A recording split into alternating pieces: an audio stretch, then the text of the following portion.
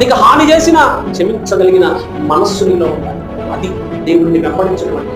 అంతేగాని ఎవరో ఏదో అన్నారని ఒక మాటను పట్టుకొని సంవత్సరాల తరబడి పక్కన ఈర్ష్యాన్ని వ్యక్తుల మీద నెలకొట్టుకొని ఏమి సాధిద్దామని ఈ భూమిలో ఎంతకాలం బ్రతుకుంటాం? ఆ కొన్నాళ్ళైనా అందరితో చక్కగా నవ్వుతూ సమాధానంగా సంతోషంగా ఉంటే దేవుడిని వెంబడించడం అంటే దేవునిలాగా బ్రతకడం. క్రీస్తు యేసులకు కలిగిన ఈ మంచి మనస్సు మీరును వరకు దేవునిలాగా జీవించకుండా ఆయన నీ కోసము శిలువ మరణము పొందినంతగా తగ్గించుకుంటే, నేను ఆ జీవితంలో చిన్న విషయాలు తగ్గించుకోకుండా ఇతరుల పట్ల అమానుషంగా ప్రవర్తిస్తే ఎక్కడ మాదిరి, ఎక్కడ నీ శిలువను ఎత్తుకుంటున్నావు, ఎక్కడ శ్రమలు భరిస్తూ ఉన్నావు, ఎక్కడ అవమానాన్ని సహిస్తూ ఉన్నావు, ఎక్కడ ప్రేమను చూపుతూ ఉన్నావు? ఇది కాదా శిలువ నేర్పించే పాఠం? ఇది కాదా దేవుడు మన దగ్గర నుంచి ఆశించే మాదిరి? ఏమిస్తున్నావు దేవుడికి ప్రతిగా?